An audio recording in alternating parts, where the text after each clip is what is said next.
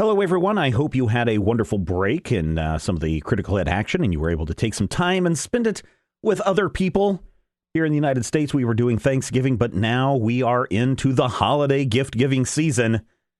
And oh man, what are you looking forward to this year? Some new dice, perhaps? Maybe you're looking forward to some new player's guides? How about this as a gift idea? Harry's, a gift that's thoughtful and practical.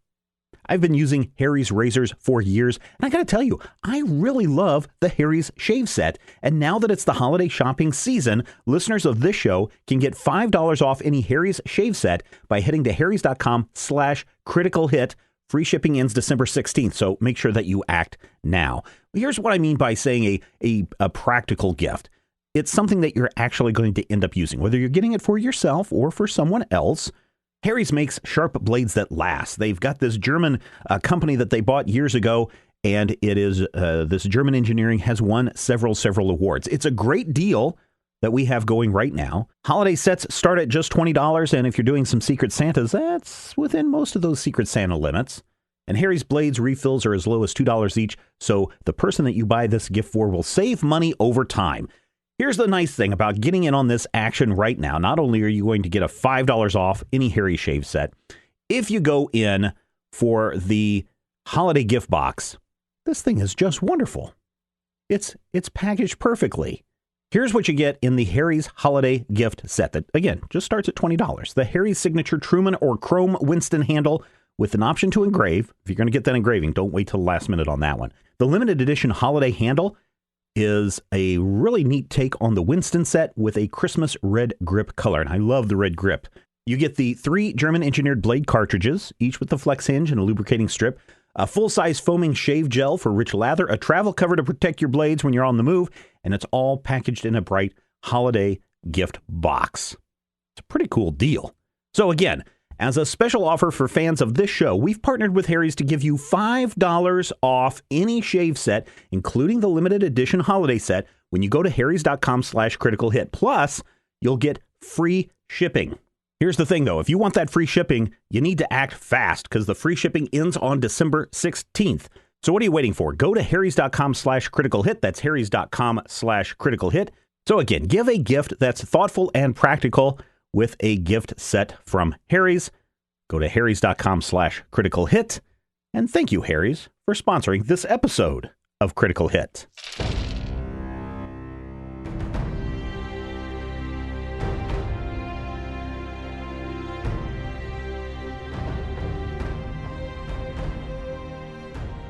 Welcome to Critical Hit, a Major Spoilers podcast. Thank you so much for downloading and checking us out this week. Oh boy, a first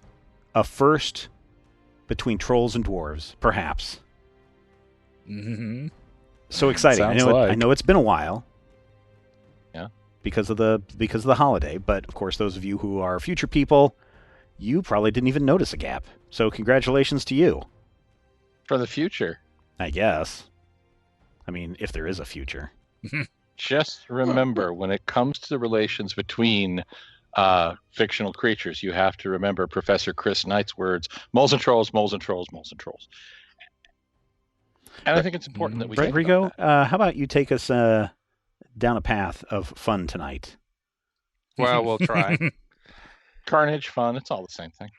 Last time On Critical Critical Hit. Hit. You guys had, in fact, managed to align a negotiation between the dwarves of Bumblehearth and your new best friend, Dwali the Troll. We have a lot in common, he and I. For instance, you've both tried to eat a pine cone. That's true. But why? Well, you're out in the wild, you get curious. Why That's does fair. man climb a mountain? Because I it is often there. wonder what grass tastes like to animals. Yeah, you guys were making your way to a rendezvous point, which was where? The Bleakstone Caverns. There we go. Thank you. We will pick up as you guys arrive at a sort of more rural area that has, again, almost every place that you go to has some evidence of having had patrols come through, or even like a temporary outpost. Dwally seems to know pretty well where they are, so nothing accosts you, at least until you get to your destination. But yeah, there's just patrols all over the place, or the evidence of patrols all over the place. You guys are pretty far from the center of the island, so they're a lot thinner out here than they are as you move inward. But eventually you find your way to a big hill that has a large cave opening, which is in fact labeled as Bleakstone Caverns. Labeled how? Is there like a sign or? Like on the map or? Both. It is labeled on the map. Well, it's not labeled as Bleakstone Caverns on the map, but the map does label this area as Bleakstone. In fact, there's a Bleakstone keep south of where you guys are, which is almost certainly occupied. There's just these caverns here, but when you get there, the caverns are in fact labeled. The stone above the entrance has an actual engraved marking that says Bleakstone Caverns In common or dwarven? in Dwarven. So we wait for Albrecht to tell us what that says. That's sounds like this is the place. Is it big enough for Diwali to enter? It doesn't look like it is. Is it big enough for us to enter? I guess we'll have to go in for you and see if we can maybe get a dwarf ambassador to come seal the deal with you out here. No, can't get in. Okay. Oh, can you make yourself smaller? No. Then how are you gonna get in? Squeeze in. Oh, that seems uncomfortable. So we lead the way, or do you want to go first? No, you first. All right. That way, if dwarf ambush, you die first. Huh, Seems reasonable. it does. All right. Let's go. You guys want to give me a marching order? Somewhere in the middle for I'll- me, since I can't see anything. Take point. I'll go ahead and lead. Okay. Actually, Albrecht will definitely lead. Yeah, I'll He take seems very leadery. second, since I can like look out for traps and such. You wanna have Sakar bring up the back? Sure, just in case that That'll troll work. decides to backstab us. Okay. He can make himself difficult to eat. Yes. So like Dalin and Seven Owls in the middle. Yep. Sure. This entrance isn't too small, so you don't always need to walk one at a time. But it is, it does get narrow at times. And after you guys are all in, Diwali will like press his face against the opening, and just you guys see his like his cheeks like stretch until he just like pops through. And he just starts moving forward. And if you look back, all you can see are these like giant glowing eyes behind you, where he's just like, often the tunnel is possibly smaller than his actual head, but he still manages to squeeze through somehow. It's like an octopus. Yes. Mhm. Should not be possible. Oh, very possible. Hmm. How you think trolls hunt dwarves? I hadn't That really is a thought about valid that. point. I had never considered. Ambush tactics. That too. Lack how you of got skeletal us. structure. That only if troll is by all alone. If multiple trolls, everyone squeeze down tunnel, dwarves try to escape, you eat them. Seems efficient. It doesn't take very long for you guys to get to a wide chamber lit by sun rods, occupied by maybe about a dozen dwarves. You immediately recognize three dwarves that you know: Otto, Barrett, and Denby, who is the if you'll recall, the head of the Bumble Hearth Resistance are all here, plus an armed escort of really significant size. They see you guys kind of round the corner into the chamber and wave. At which point, they see Dwali's face push up again, like basically pop into the opening, and then they all kind of do a collective like step back and like clutch weapons. I think everything's okay. Yeah, We hope. he's with us. Dwali kind of pushes himself into the chamber, and now you see that at least one, if not both of his shoulders had been like entirely dislocated, and he kind of like they like pop back into place as he like unfolds himself into the chamber, which is itself not very tall. So he's kind of doing that thing that he was doing before, where he's moving around on his like on his haunches, kind of like squatting. There's basically like his head is maybe just a little bit higher up. It's like his head is like basically down where his like stomach would be. Like his back is just like completely arched downward, and his arms are kind of like his elbows are just like touching the ground, which means that his arms kind of have to be either up or like forward, and when they're forward, they're like they basically encompass you as a party. Not creepy at all. Mm-hmm. Yeah, it looks uncomfortable, but he doesn't seem uncomfortable. I nudge Albrecht. Oh. Yeah, basically, we were gonna make a deal here to provide this guy some food in exchange for his assistance. Well, so how do we know we can trust it? Well, he hasn't eaten us yet. And he understands that his survival and your survival are likely linked at this point. Yes, we had discussed that. Our resources are very limited at this point. We don't really know that we have that much to offer. Well, we need to find a way into the city to the pillar, and any resources that you can offer will certainly be of help.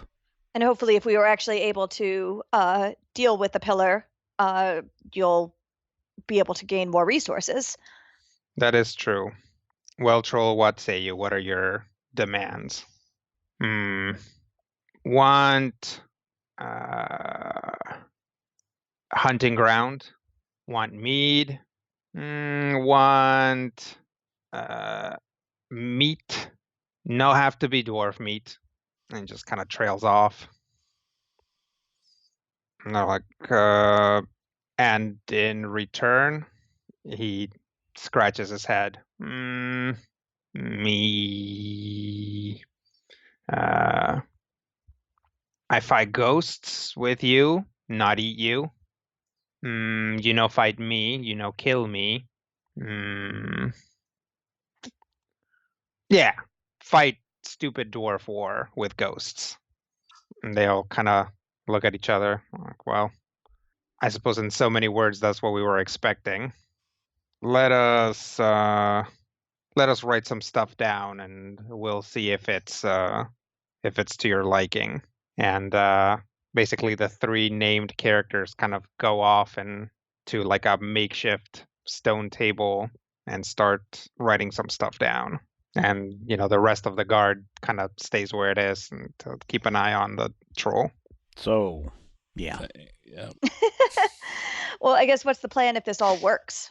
Get to the pillar, insert the gourd. Yes. We let the dwarves and troll fight the brunt of the force at the city, and then rush to the pillar. Sounds good. That seemed to be the gist of the plan when we were assuming it would be a force of dwarves we were finding. But we may need to be diplomats between the two now. I think once they get their contract signed, everything will be fine. Right, Troll? Right, Dwali? Not if dwarves renege on contract, then I eat them. Well, I understand that, but I don't think they're going to be attacking you. Oh, that's good. And you'll listen to them when they say what to attack? What mean what to attack? Oh, like, when they tell you when to attack things and what to attack, like what Oh yeah, which ghosts. not stupid. I'm not saying you're stupid. I was just making sure that you didn't mind taking, suggestions from dwarves in terms of your. No. Understand pretty well battle and tactics. Get that you have to work together if you work together. Good. Fair enough. This hopefully should be a good arrangement. Know when poor planning is happening. Easy to fall into trap, remember? Yes. Have you seen the city? That's Which city? Currently where the pillar is at? This island very full of cities. Mhm. Mostly cities. Mm-hmm. But have you been to or seen the one that has the giant pillar? Was there a few months ago. Now overrun with ghosts, very far away. Yeah, you haven't been there since the ghost took over. No. Well, if you have any good ideas on how to get to the pillar and avoid as many ghosts as possible, or kill as many ghosts as possible, I'm sure everyone would be interested in your thoughts. I might have some ideas. The dwarves come back with a contract kind of looking thing, and they like hold it out, and Dwally reaches over and grabs it like with his thumb and his index finger and like brings it to his face. Please tell me he has a pair of giant reading glasses. He has a Great. monocle. Sweet. Yeah, it's really like a big piece of glass that he holds up between, like he doesn't hold it right to his face. He holds it like between the contract and himself. I mean, that's fair. It's much tinier font than his eyes. Yeah. Oh yeah, it's very small. Change this to 126, and we have deal. And the dwarves take it back. They look at each other, nod, make the change, sign it, hold it out for him to sign. He grips a tiny quill to him and makes a big X. All and right. they lay the contract down and says, well, Dolly, welcome to the Dwarf Resistance. Oh, yes, very exciting. This is an historic day. All right, well, since we're here, let's talk tactics. And they lay down the map of the island. And they're like, okay, we are here. The pillar is all the way down here. Assume that at every, if you think of everything around this area where the pillar is as a ring, each ring gets progressively more difficult to cross going from the outside in. A single group of 5 people, 20 people, 100 people, 3 people is almost certainly not going to make it all the way in, as eventually patrols get so frequent and countermeasures so thorough that anything trying to make their way all the way through is almost certainly going to be caught or decimated or eventually cut off from resources to the point where they would have to surrender, which almost certainly would mean death. That is why we believe that our best bet is to try to actually take territory to get us as close as possible, essentially forming a wedge and giving the enemy something to mobilize their forces against. Essentially, if we take, for example, Bleakstone Keep, that will turn the enemy towards Bleakstone Keep, essentially relaxing one of the rings of attack and making it easier to pass through. If we were then able to take another military target on the way, that would actually, again, focus the enemy down on those and make it much easier for somebody to pass through. Makes sense. So should that be Dwali's job? I think it's all our jobs. Fair enough. We really don't have a lot of resources, so it's going to take pretty much all we have to take even a single target. But Bleakstone Keep is not very heavily manned. It is a dwarven keep, so it is going to be difficult to take. But because it's so far out and so far away from the coast itself, it's not a priority as far as we know. If we're able to take it, we should be able to then use it as a headquarters. We should be able to defend it pretty well, and any resources that we find inside or in the adjoining city, we should be able to turn towards the campaign. Seems reasonable. This sounds like a plan. Yeah. From what you know, are there particular areas where we would be best to try to move in and take it? Well, a direct assault against the keep is ill-advised. The keep has 2 large gates, one on either side.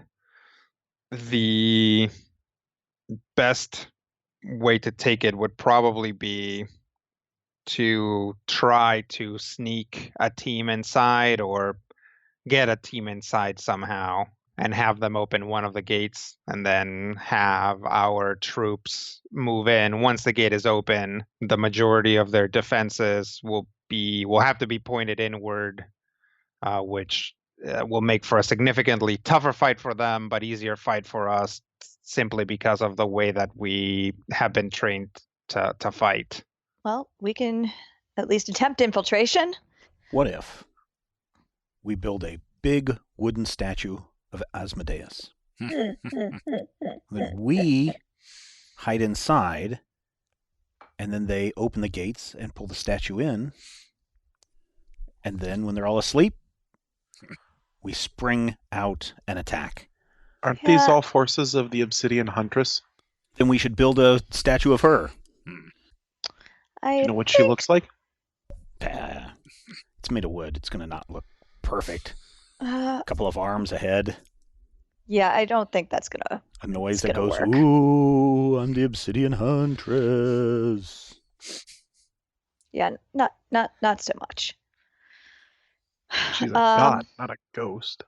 Yes, she's a god of ghosts. Yeah, so infiltrating past ghosts is tricky, though I guess we did that to some degree to even get here. Some of them didn't seem very interested in doing their job. Yeah, but the problem is like finding the ones that are not interested in doing their jobs or intimidating them, or I mean, it's doable. We've shown it's doable. This is just kind of like a larger scale than what we were dealing with on the way here. Agreed.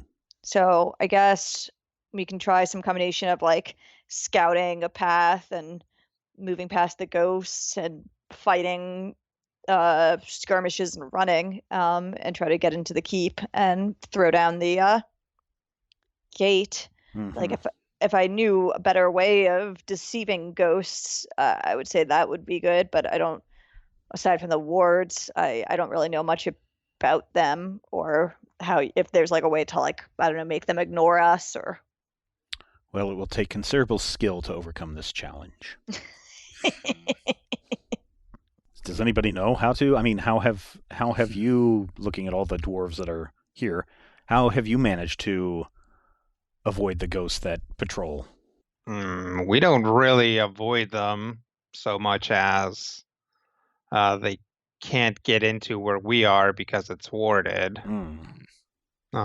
Other than that, when we need to travel, we just try to keep track of what their patrol routes are do you have any intelligence on the patrol routes leading to the Bleak Keep or Bleakstone Keep? Not as such, but there are only a few patrols that radiate out from it. Again, it's not all that heavily fortified, so observing those patrols and timing our movements shouldn't be too hard. I suppose we are going to have an enormous troll with us, but seeing as how they haven't caught him yet, I assume he's quiet. Surprisingly is. so. And crafty. All right. I'll Well, give him that. let's do this thing. Or now, I guess, I mean, not much more planning is going to be good. We know basically what we're up against, so it's going to be a matter of scouting and watching the patrol rotations and getting eyes on the keep and what its status is now. And we'll have to kind of probably play it by ear. Yes. We are going to call up the rest of our forces, so it should take them a little under a day to get here. Okay. Well, we can use that time to try to get closer and do some reconnaissance ourselves.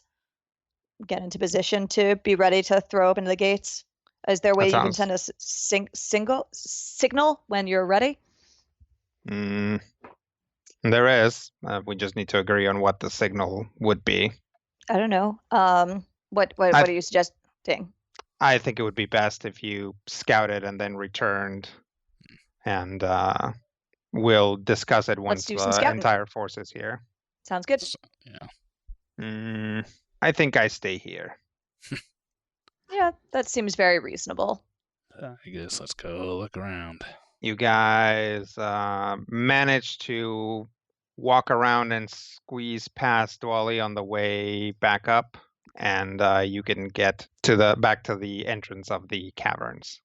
Do there seem to be any ghost sextant right outside where we can see any? No. Good.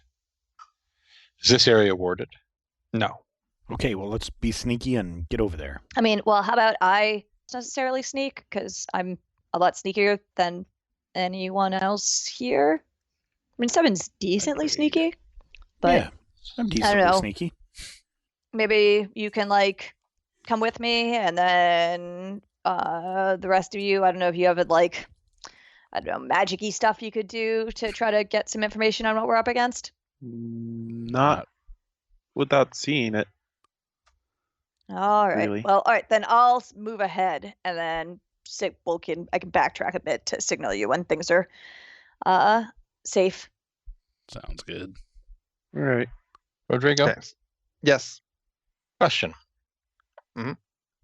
If one turns into a shadowy wolfy thing, does one have the ability to communicate in the same way that one normally does in one's awesome humanoid form? I would say yes, unless the power specifies otherwise. Cannot attack, have dark vision, ignore difficult terrain, +5 power bonus to any stealth check. It does not imply. Yeah, then yes. So if Sparkle is going ahead, I could conceivably act as go-between between Sparkle and the rest of the party as a very hard to see, weird little wolfy, shadowy blood thing. Sure. Sounds fun. Which would actually give me a decent stealth.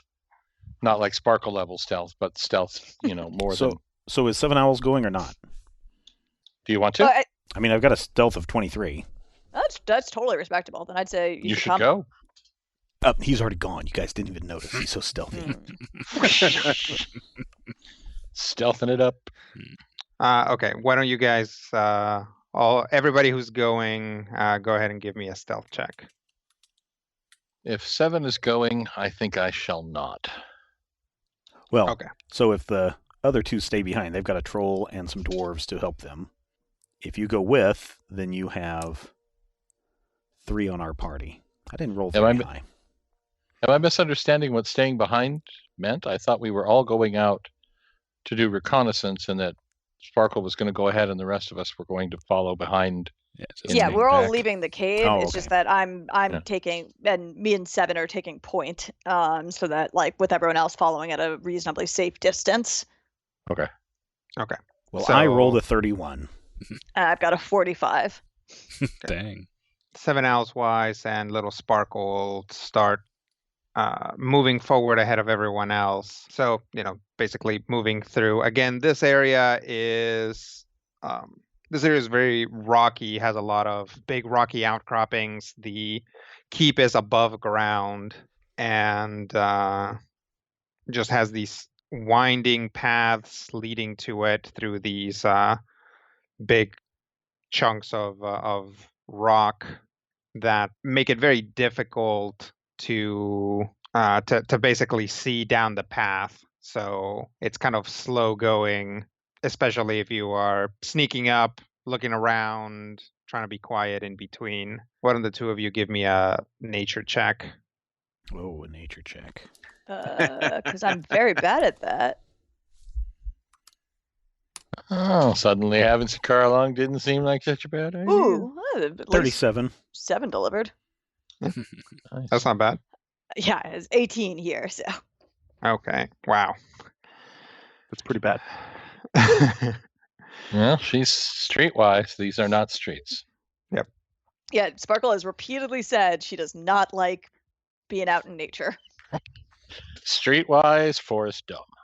She is a city gal. Back in the back, as Sakar and Dallin and Albrecht make their way up as quietly as they can, waiting for their scouts to come back. You kind of see up ahead that there's all these like big craggy rocks, and you just see one of them, like the top of one, like slide off and crash down to the ground, making a ton of noise, and manage to cap like the briefest sort of off-green glimpse of something like ducking back behind it.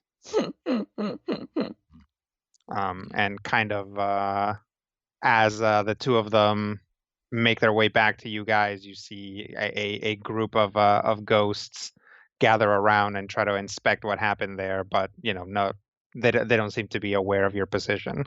Oh, good. Yeah. Shh, be quiet. That's good. Do we know what just happened there? Yeah, Little Sparkle knocked a rock over and it made a huge amount of noise. Oh, It's- cool. I didn't know that was a load-bearing rock. Had it been a street sign, it would have been perfectly fine. Yeah, exactly. They should really label these things.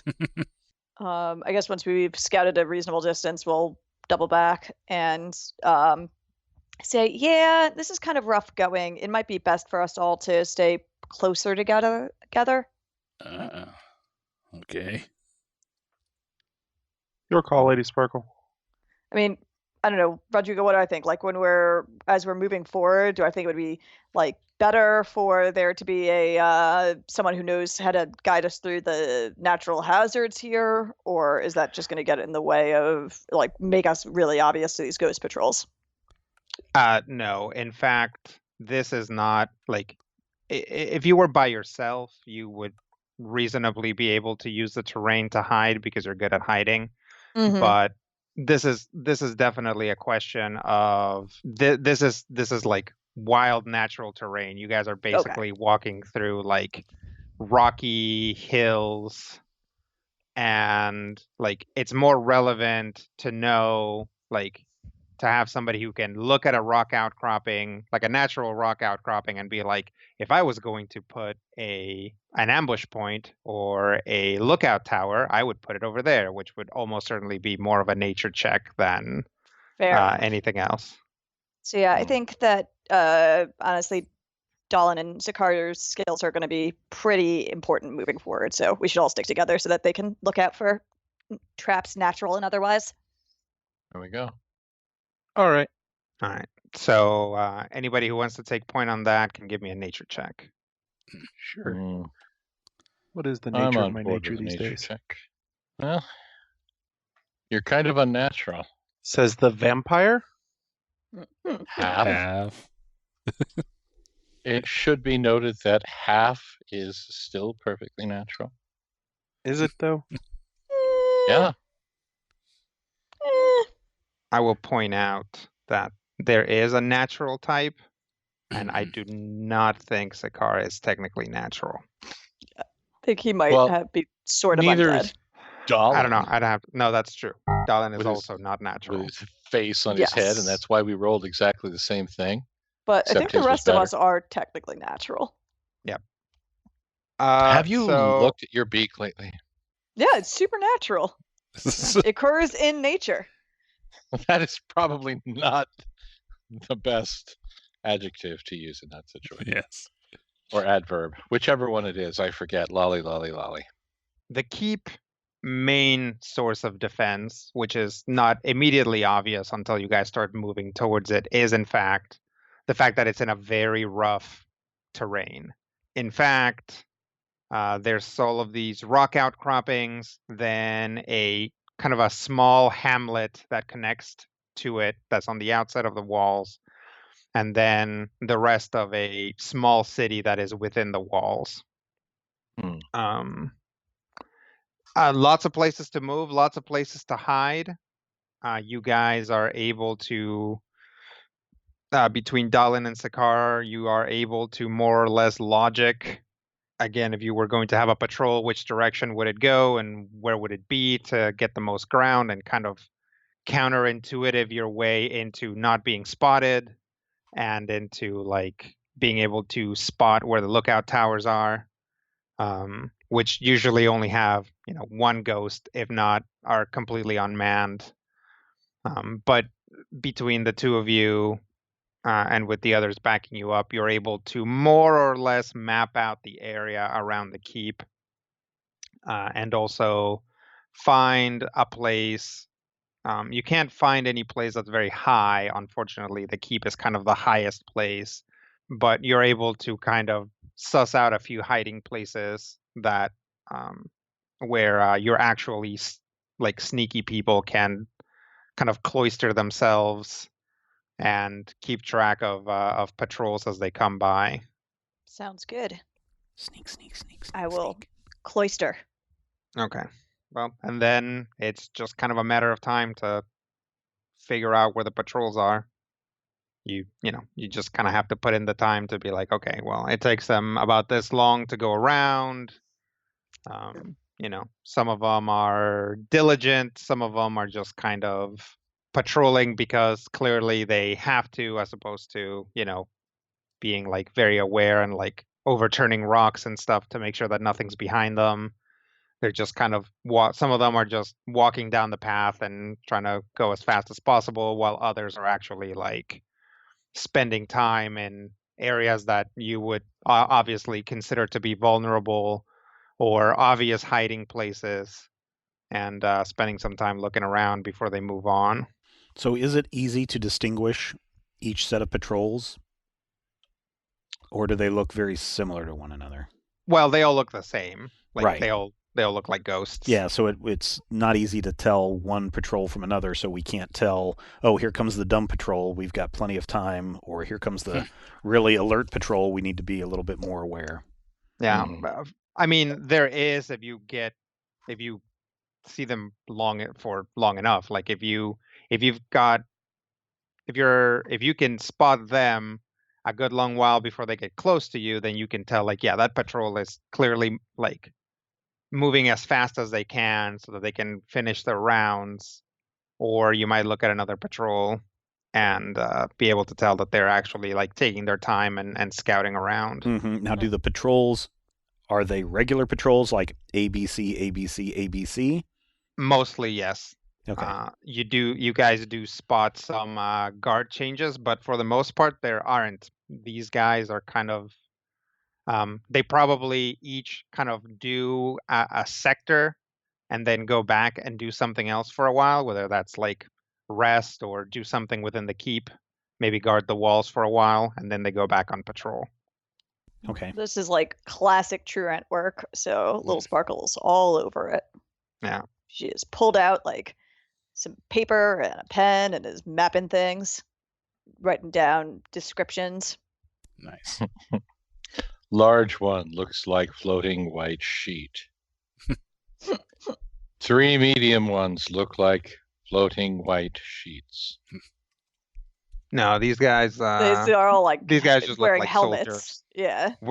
Like you guys don't want to meet the ones that look like sheets yet. Those are the Floating white the sheep wearing specters, and they're gonna mess us up. yeah. Those are the what are they called? Like the elites, right? Those guys get an action point. You don't want to mess with those. Ooh, scary. But yeah, it takes you guys pretty much the entire night, and into the next day.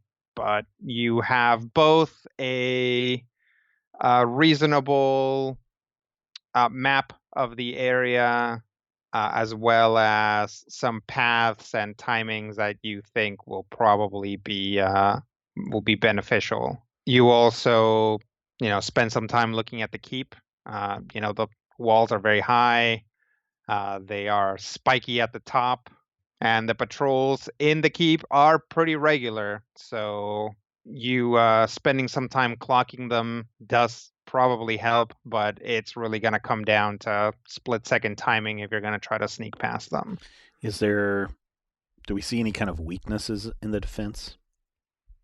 Not any sort of obvious weakness, because, this is a big giant fortress that has a bunch of guards doing exactly like, it's like clearly designed. It's on top of a hill.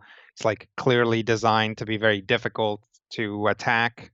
Any like the obvious weaknesses will probably, or not obvious, but the only real weaknesses come from the fact that this is a dwarven keep that is being staffed mostly by not dwarves, so there might be something that dwarves know that these guys don't know. Sure. They are ghosts, so the ghostliness makes them susceptible to certain things which normal people wouldn't be. Although simultaneously they have certain advantages that normal people don't. Not needing to eat.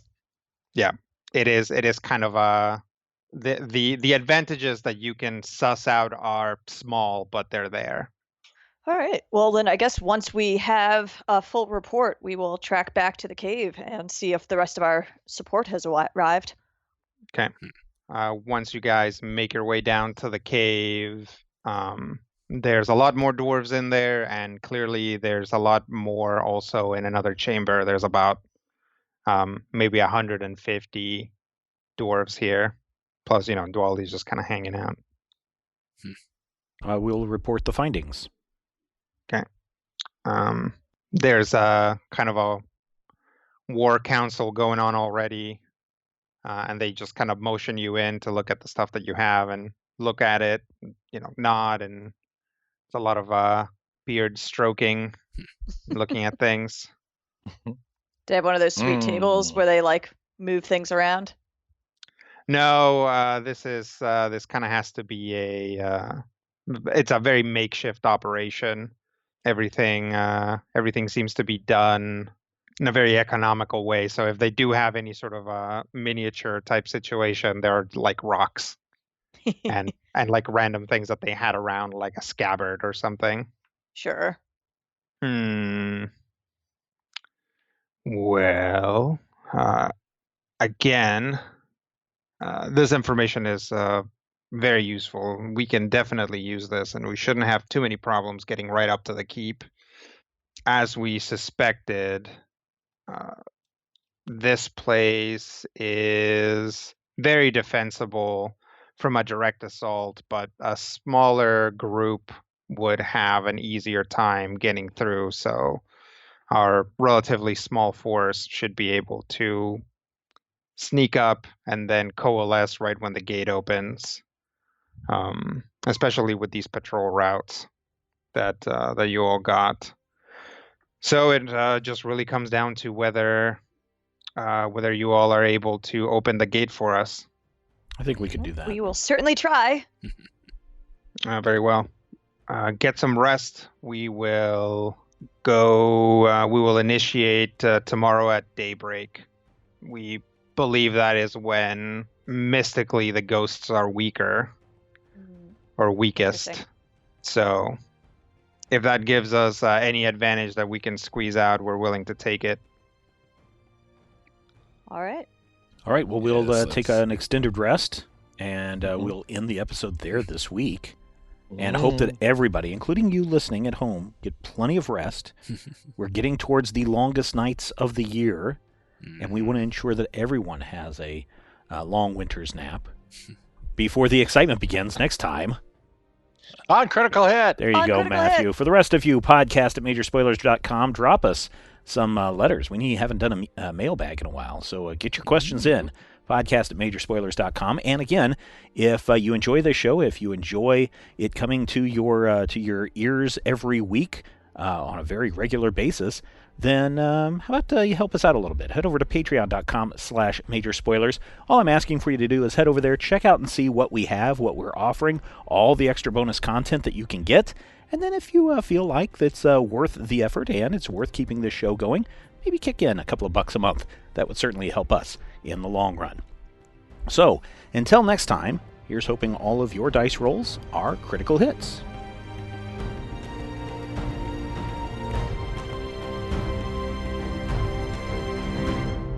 This podcast is copyright 2019 by Major Spoilers Entertainment, LLC.